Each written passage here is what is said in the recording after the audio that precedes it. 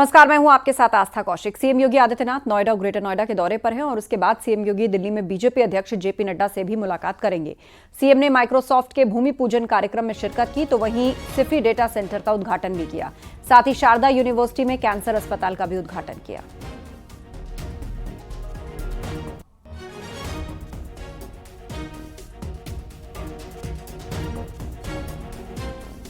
Greater Noida में महाराणा प्रताप की प्रतिमा के अनावरण के मौके पर मुख्यमंत्री ने बड़ा बयान दिया। उन्होंने कहा कि राष्ट्र नायकों का सम्मान होना चाहिए, सम्मान नहीं देने वालों का इलाज होना चाहिए। नायक तो महाराणा है, अकबर नहीं। नायक शिवाजी हैं, औरंगजेब नहीं हो सकता। ये लोग सनातन को खत्म करने के लिए आए थे और सनातन को रौंदने वाले राष्ट्र नायक नहीं हो सकते। ये नायक तो महाराणा है, महाराणा, अकबर नायक नहीं हो सकता। नायक छत्रपति शिवाजी महाराज हैं, जिन्होंने औरंगजेब को घुटने टेकने के लिए मजबूर किया और घुटते घुटते बेमौत मरने के लिए मजबूर कर दिया था। इसलिए नायक छत्रपति शिवाजी महाराज हैं, औरंगजेब नहीं हो सकता। बहनों और भाइयों, जो सनातन धर्म को नष्ट करने के लिए आए हो, जिन्होंने भारत की धर्म और संस्कृति को नष्ट करने का कुत्सित प्रयास किया हो, जिन्होंने भारत की सनातन परंपरा को रौंदने के लिए तमाम षड्यंत्र किए हो, वे भारत के राष्ट्र नायक नहीं हो सकते, कभी नहीं हो सकते, कतई नहीं हो सकते। हम राष्ट्र नायक उसको मानते हैं जिन्होंने राष्ट्र और धर्म के लिए कुछ समर्पित किया हो। महाराणा प्रताप का योगदान, छत्रपति शिवाजी महाराज का योगदान और गुरु गोविंद सिंह जी महाराज का योगदान इस दिशा में अविस्मरणीय है। आने वाली पीढ़ी के लिए, वर्तमान पीढ़ी के साथ साथ आने वाली पीढ़ी के लिए सदैव प्रेरणा का एक नया स्रोत बना रहेगा।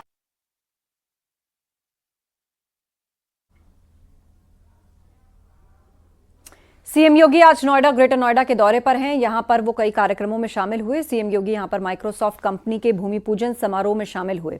इस मौके पर सीएम योगी ने कहा कि यूपी निवेश के लिए बेहतरीन डेस्टिनेशन है। उन्होंने कहा कि आज नोएडा ग्रेटर नोएडा में बड़े पैमाने पर मोबाइल का उत्पादन हो रहा है।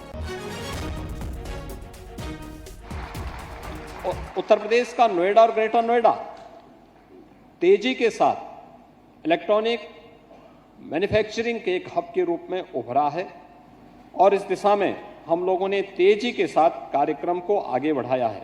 उत्तर प्रदेश में हम लोगों ने जो भी कदम बढ़ाए हैं, आज उसके बहुत सारे परिणाम आए हैं और मैं खास तौर पर आपको इस बारे में बताना चाहूँगा कि अभी हाल ही में दुनिया की जो सबसे बड़ी गैदरिंग थी, महाकुंभ प्रयागराज, यह आर्टिफिशियल का सबसे बड़ा केंद्र बनकर के उभरा है। आपने देखा होगा कि कैसे हम लोगों ने इस पूरे क्षेत्र को, महाकुंभ को एआई की नवीन तकनीक के साथ हमने इसका भरपूर उपयोग महाकुंभ के दौरान किया था। इससे पहले सीएम योगी ने सिफी डेटा सेंटर का उद्घाटन किया। मौके पर सीएम योगी ने मौजूदा समय में टेक्नोलॉजी के महत्व के बारे में लोगों को बताया। तो सिफी डेटा सेंटर का उद्घाटन किया मुख्यमंत्री योगी आदित्यनाथ ने। तस्वीरें आपको दिखा रहे हैं, ये डेटा सेंटर है, सिफी डेटा सेंटर, जिसका उद्घाटन उन्होंने किया और साथ ही साथ टेक्नोलॉजी का क्या महत्व है आज के दौर में, इस पर भी लोगों को बताया।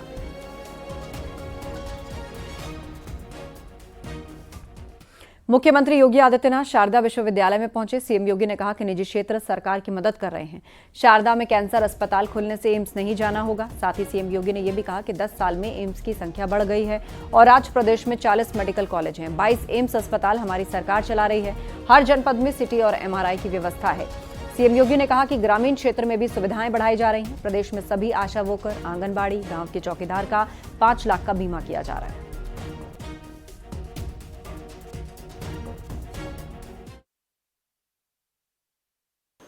ग्रामीण क्षेत्र में हम लोगों ने काफी प्रयास किया कि अच्छे डॉक्टर मिले, अच्छे एक्सपर्ट मिले, टेक्निकल हैंड्स मिले, इस सुविधा को और अच्छे ढंग से आगे बढ़ाया जाए। हर रविवार के दिन उत्तर प्रदेश के अंदर हर पीएससी में मुख्यमंत्री आरोग्य मेला आयोजित होता है। मुख्यमंत्री आरोग्य मेले के माध्यम से हम लोग केंद्र और राज्य शासन के द्वारा स्वास्थ्य के क्षेत्र के लिए कौन कौन से कार्यक्रम चल रहे हैं, इनका प्रचार प्रसार भी करते हैं। फ्री में ओपीडी भी चलती है, वहां पे दवा आदि भी उपलब्ध कराई जाती है। मेरा मानना है कि आज प्रधानमंत्री आयुष्मान भारत की स्कीम, मुख्यमंत्री जन आरोग्य योजना की स्कीम, ये देश के अंदर सर्वाधिक उत्तर प्रदेश के अंदर हम लोग उपलब्ध करा रहे हैं। अब तक हम लोग लगभग 10 करोड़ लोगों को इसके गोल्डन कार्ड भी उपलब्ध करवा चुके हैं। इतने बड़े पैमाने पर ये गोल्डन कार्ड जो उपलब्ध कराने की व्यवस्था की गई है, यानी स्वास्थ्य की सुविधा हर एक व्यक्ति के लिए सुलभ हो सकती है। और इस बार के बजट में हम लोगों ने एक व्यवस्था की है, प्रदेश भर की जितनी आशा वर्कर होंगे, जितने भी आंगनवाड़ी हैं, एएनएम हैं, होमगार्ड हैं, पीआरडी के जवान हैं, जितने भी गांव के चौकीदार हैं, जितने भी संविदा के कर्मी होंगे, इन सब को भी हम 5 लाख रुपए की आयुष्मान भारत की स्कीम के साथ जोड़ने का काम कर रहे हैं, जिससे वे किसी भी पैनल्ड हॉस्पिटल में जाकर के अपना स्वास्थ्य का उपचार करा सकते हैं।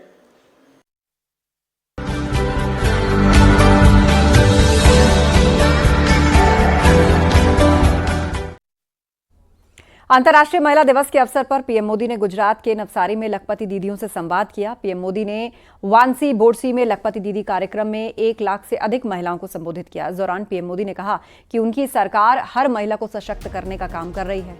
उन्होंने बताया, मेरे जीवन के खाते में करोड़ों माताओं, बहनों, बेटियों का आशीर्वाद है और ये लगातार बढ़ रहा है, और इसीलिए मैं कहता हूं कि मैं दुनिया का सबसे धनवान व्यक्ति हूं।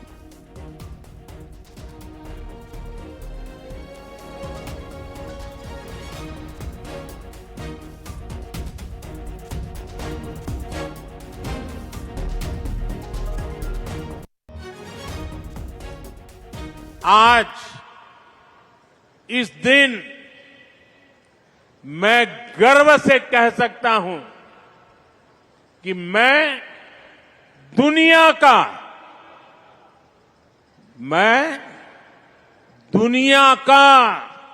सबसे धनवान व्यक्ति हूं। जब मैं कहता हूं ना, मैं दुनिया का सबसे धनवान व्यक्ति हूं, मैं जानता हूं कई लोगों के कान खड़े हो जाएंगे। आज पूरी ट्रोल सेना मैदान में उतर जाएगी, लेकिन मैं फिर भी दोहराऊंगा कि मैं दुनिया का सबसे धनवान व्यक्ति हूं।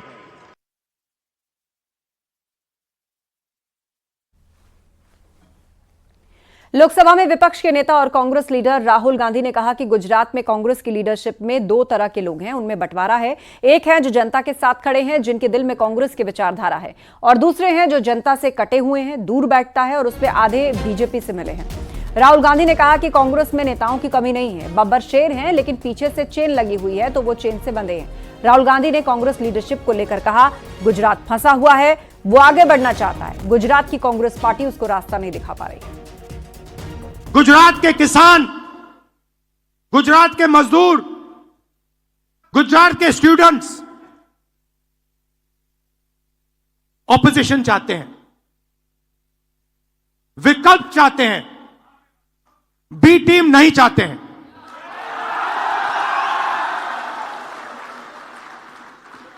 तो मेरी जिम्मेदारी ये 2 जो ग्रुप्स हैं इनको छानने का है। कांग्रेस पार्टी में नेताओं की कमी नहीं है। District level, block level, senior level नेता हैं, बब्बर हैं, मगर पीछे से चेन लगी हुई है और बब्बर शेर बंधे हुए हैं। सब रास्ता देखना चाहती है, आगे बढ़ना चाहती है। और कांग्रेस पार्टी मैं कांग्रेस पार्टी का मेंबर हूं और मैं स्टेट से कह रहा हूं कि गुजरात की कांग्रेस पार्टी उसको रास्ता नहीं दिखा पा रही है।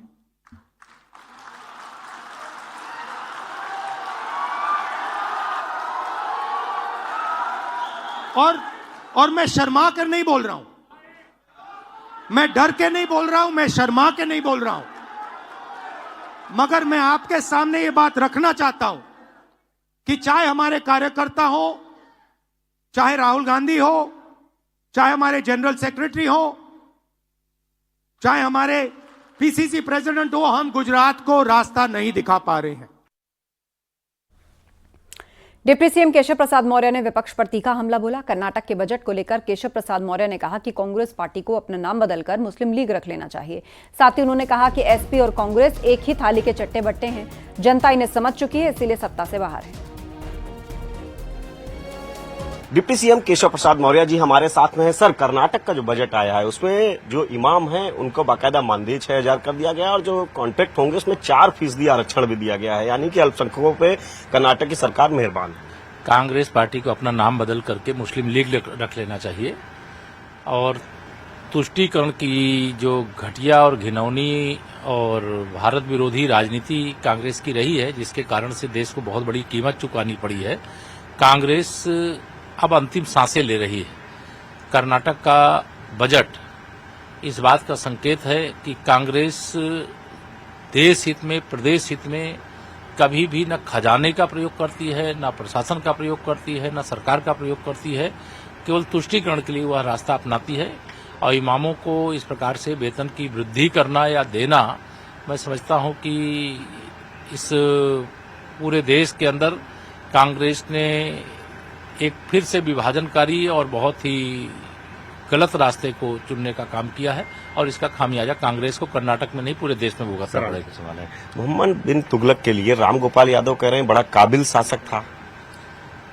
देखिए, समाजवादी पार्टी और कांग्रेस पार्टी एक ही थैली के चट्टे बट्टे हैं, एक सांपनाथ, दूसरा नागनाथ, और इन दोनों के चरित्र को देश और प्रदेश ने देखा है, इसीलिए आज ये सत्ता से बाहर हैं और इसीलिए भारतीय जनता पार्टी सत्ता में है। हम सबका साथ और महिलाओं का विकास भी कर रहे हैं, सबका साथ गरीबों का विकास कर रहे हैं, सबका साथ किसानों का विकास कर रहे हैं, सबका साथ नौजवानों का विकास कर रहे हैं, सबका साथ सबका विकास कर रहे हैं। ये हमारे साथ में डिप्टी सीएम केशव प्रसाद मौर्य जी थे। इनका सीधे तौर पर कहना है कि हम सबका साथ सबका विकास की रणनीति पर काम कर रहे हैं, वहीं विपक्षी पार्टियां तुष्टीकरण कर रही हैं और एक वर्ग को फायदा पहुंचा रही हैं। कैमरामैन गोपी गिरी के साथ संकेत मिश्रा, न्यूज 18 लखनऊ। एएमयू यानी अलीगढ़ मुस्लिम यूनिवर्सिटी ने होली मिलन समारोह की मंजूरी दी है। एएमयू प्रशासन ने इस बात की जानकारी दी है कि 13 और 14 मार्च को एएमयू के एनआरएससी हॉल में कोई भी छात्र होली खेल सकता है। आपको बता दें, कुछ दिन पहले हिंदू छात्र होली मिलन समारोह की अनुमति मांग रहे थे और न मिलने पर कई हिंदू संगठनों ने प्रदर्शन भी किया था।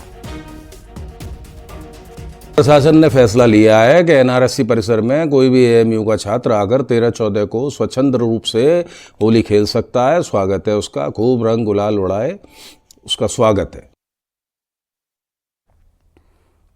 ऑल इंडिया मुस्लिम जमात के राष्ट्रीय अध्यक्ष मौलाना शहाबुद्दीन ने अलीगढ़ मुस्लिम यूनिवर्सिटी में होली की अनुमति को लेकर बयान दिया। उन्होंने कहा कि एएमयू में होली की परंपरा नहीं है और इसीलिए एएमयू के लोग अपना करियर देखें, पढ़ाई की जगह सिर्फ पढ़ाई ही होनी चाहिए। अलीगढ़ मुस्लिम विश्वविद्यालय एक हिंदुस्तान का नामी गिरामी एजुकेशन इदारा है। वहाँ पर हिंदू और मुसलमान सभी लोग पढ़ते हैं, मगर हिंदू स्टूडेंट्स की तादाद बहुत कम है। अभी कुछ तलबा ने, स्टूडेंट्स ने ये मांग की है कि होली की इजाज़त दी जाए। वहाँ की परंपरा रही है कि कैंपस के दरमियान ग्राउंड में कोई भी होली या इस तरह का कोई भी त्यौहार कभी मनाया नहीं गया। इसलिए उन स्टूडेंट्स को इस बात का ध्यान रखना चाहिए कि पढ़ाई की जगह पढ़ाई का ही काम होना चाहिए। पढ़ेंगे, लिखेंगे, उनका भविष्य, उनका मुस्तकबिल रोशन। वाराणसी में यूपी सरकार के मंत्री रविंद्र जायसवाल ने होली को लेकर बड़ा बयान दिया। संभल के सीओ अनुज चौधरी के बयान पर समर्थन करते हुए उन्होंने कहा कि रंग से जिन्हें परहेज है वो अपने घरों से ना निकलें। होली हमारा त्योहार है, रंग तो खिलेगा। उत्तर प्रदेश सरकार के मंत्री रविंद्र जायसवाल जी हैं। सर, संभल के सीओ के बयान के बाद विपक्ष साफ तौर पर कह रहा है, खुद रामगोपाल यादव जी ने समाजवादी पार्टी से कहा है कि बयान गलत है। वो उनके लिए है जो ये कहते कि नहीं हमारा रोजा अवतार चलेगा, तब होली नहीं, यह किसी कीमत पर नहीं होगा, होली भी होगा, जुमा भी करो आप, लेकिन अगर रंग पड़ जाए तो बवाल नहीं करेंगे आप। उन्होंने साफ तौर पर कहा है कि अगर आप रंग झेल सकते हैं तो बाहर निकलिए, वरना घर से नमाज पढ़िए। यह हिंदुस्तान का सबसे बड़ा पर्व है, मजहब के हिसाब से डेट बढ़ चुका है, और हिंदुस्तान के हिसाब से जो हिंदुस्तान की परंपरा है, संस्कृति है, उसके हिसाब 30 त्यौहार मनाए जाएंगे। जो साथ चल सकते हैं उनका स्वागत है, लेकिन कुछ लोगों को खुश करने के लिए हम अपनी संस्कृति को छोड़ दें, यह ठीक नहीं है। होली तो मनेगी, आप मना सको तो अच्छा रहेगा, गले मिलो और अच्छा रहेगा, लेकिन रंग तो खेल है। जब खेल है, उत्सव है, तो फिर रंग से परहेज मत करिएगा, और जिन्हें रंग से परहेज है वो घर के अंदर ही रहें, और जो परहेज करता है उनके लिए पाकिस्तान का द्वार खुला है, जाए वहाँ पर शायद होली कम होता होगा। अगर हिंदू को ईद से परहेज है तो उसको भी नहीं करना चाहिए। हम सब मिलकर रहते हैं, तो आप फिर परहेज मत करिए, लेकिन जो परहेज करेगा वो गलत करेगा। होली को लेकर संभल में प्रशासन अलर्ट पर है। शहर में सुरक्षा के चाक चौबंद इंतजाम है। शहर को 6 जोन्स और 29 सेक्टर्स में बांटा गया है। मजिस्ट्रेट भी तैनात किए गए हैं। मस्जिदों को रंग से बचाने के लिए तिरपाल से ढकने पर डीएम ने कहा कि प्रशासन की ओर से ऐसी कोई व्यवस्था नहीं की जा रही, लेकिन अगर दूसरे लोग चाहें तो निजी तौर पर ऐसा कर सकते हैं और मस्जिद को ढक सकते हैं। 6 जोन और 29 सेक्टर में पूरे नगर को बांटा है, और सभी जगह मजिस्ट्रेट भी तैनात किए हैं। पीस कमेटी की बैठक थाना स्तर और जनपद स्तर पे हुई है, तो सभी प्रकार की जो व्यवस्थाएं हैं वो पूर्ण हैं, और दोनों पक्षों ने कहा है कि हम जो दोनों बड़े त्योहार हैं वो अच्छे से मनाएंगे। रमजान के बीच पड़ रही होली को लेकर संभल में पुलिस पूरी तरह से अलर्ट पर है। पिछले साल संभल हिंसा के बाद ये पहली होली है। ऐसे में संभल में पुलिस और प्रशासन पूरी तरह से मुस्तैद है।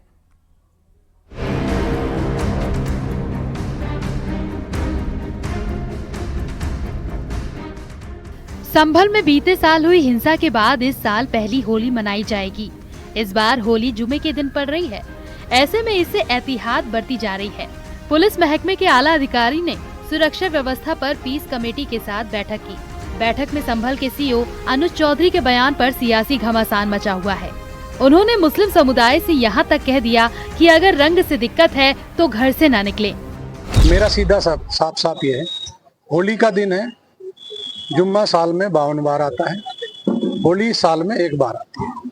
तो मुस्लिम समुदाय के लोगों को यदि किसी को लगता है भाई आपको होली के रंग से आपका धर्म भ्रष्ट हो जाएगा या जो भी है, तो वो उस दिन ना निकले, घर से ना निकले, और यदि निकले तो उसका इतना बड़ा दिल होना चाहिए, वो दिल होना चाहिए कि भाई सब एक जैसे हैं, रंग तो रंग है। समाजवादी पार्टी ने सीओ अनुज चौधरी के बयान पर कड़ी आपत्ति जताई है। एसपी के महासचिव रामगोपाल यादव ने कहा कि अनुज चौधरी की पिछली भूमिका सभी जानते हैं। जब सत्ता बदलेगी तो ऐसे लोग जेल में होंगे। देखिए, अनूप चौधरी ने तो दंगा ही कराया था।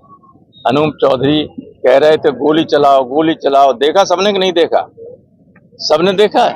वही सीओ थे जो हुआ था, तो वो उनसे क्या उम्मीद करोगे? कोई ठीक बात करेंगे? जब कभी व्यवस्था बदलेगी तो ऐसे लोग तो जेलों में रहेंगे। पूर्व बीजेपी सांसद सुब्रत पाठक ने संभल सीओ अनुज चौधरी के बयान का समर्थन किया है। उन्होंने रामगोपाल यादव के बयान पर पलटवार भी किया।